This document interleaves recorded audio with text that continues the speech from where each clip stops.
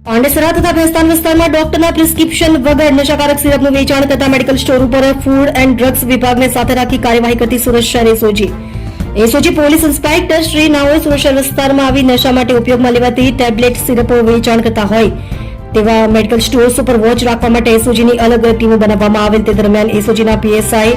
આર.એમ. સોલંકી નાઓની ટીમના head constable Mahipal Madhubhai તથા head constable Rajubhai Bhimabhai નાઓને મળેલ બાતમી હકીકતના આધારે Anshika medical and general store plot number 23 Gitanagar 1 Terenam road Bandoli road Pandesara Surat ખાતે ડ્રગ્સ ઇન્સ્પેક્ટર શ્રી ગયાપ્રસાદ ઉપાધ્યાય સાહેબ નાઓને સાથે રાખીને મેડિકલ સ્ટોર ઉપર ટ્રેપ ગોઠવી ડમી ગ્રાહકને મોકલતા મેડિકલ સ્ટોરના સંચાલક શ્રી અભિષેક આલોક શાહ ઉંમર વર્ષ 26 ધંધો મેડિકલ દુકાન રહે 43 તુલસીધામ સોસાયટી કીર્તિનગરની બાજુમાં મિલન પોઈન્ટ પાંડેસરા સુરતવાળા કોઈપણ જાતના ડોક્ટરના પ્રિસ્ક્રિપ્શન વગર નશાયુક્ત દવા ડ્રગ્સનું વેચાણ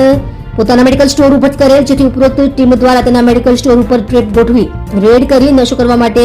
ઉપયોગમાં લેવાતી પ્રિસ્ક્રિપ્શન વગર વેચાણ કરાતી કોડિન ફોસ્ફાઇટ સિરપ નંગ 16 જેની કિંમત ₹1648 ની મત્તાની મળી આવેલ છે. બાદ એસઓજીના એએસઆઈ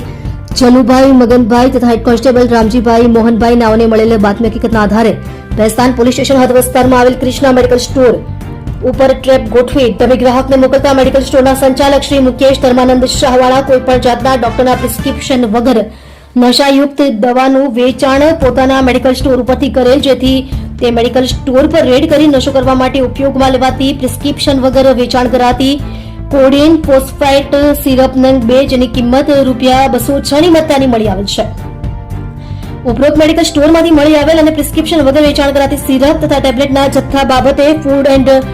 ડ્રગ્સ વિભાગ દ્વારા આગળની તપાસ હાથ ધરેલ છે, તેમજ તેઓની તપાસ દરમિયાન ગેરકાયદેસર જણાય આવ્યાથી